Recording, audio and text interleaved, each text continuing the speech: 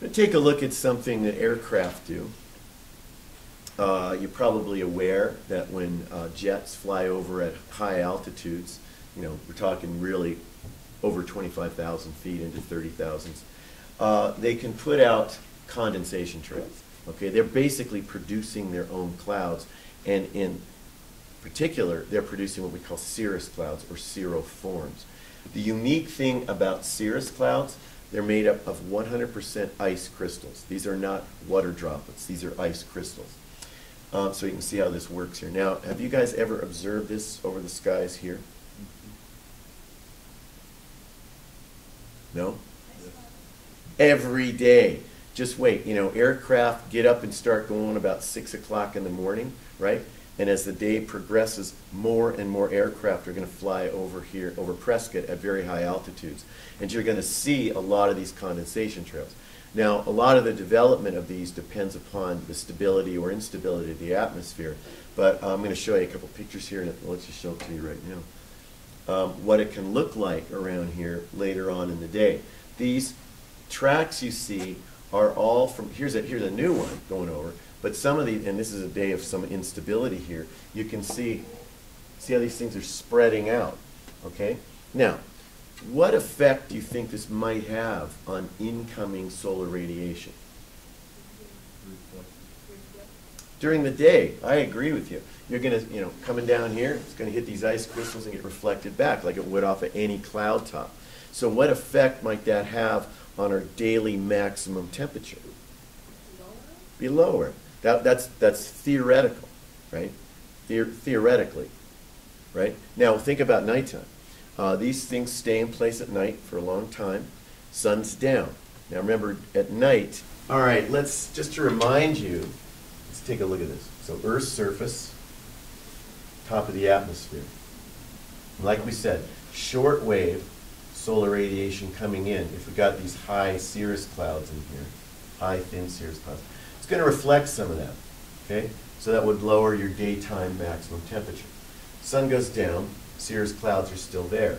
We have, the Earth's surface is always putting out long wave radiation. We'll call that LW. What is the effect of the clouds at night on this long wave radiation? Yeah, right. It's going to absorb the long wave radiation and re-radiate it back.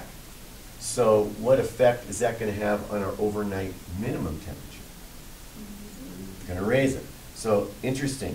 The theory on this is that these condensation clouds are going to reflect shortwave solar radiation during the day, lower our temperature, and at night absorb the long wave, re-radiate it back, and keep us warmer. Okay? So in effect, it's reducing what we call the daily diurnal temperature variation. There are days around here in Arizona, because I record these things, the temperatures. The other day, we had a high of 70 and a low of 30. That's a 40-degree, that's a big range in one day, okay? But what this is suggesting here is that range would be reduced.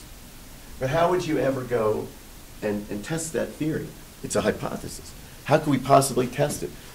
What are you going to do? You're going to call the FAA and go, could you ground all aircraft for several days while we see what's going to happen here with the temperature without this sort of thing happening? And just to show you at nighttime and how well that's going to come out. But again, look at these spreading contrails. That's almost turned into a completely covering cirrus cloud. But how could you possibly get the opportunity to test this? Because you'd want to test it when there were no condensation trails.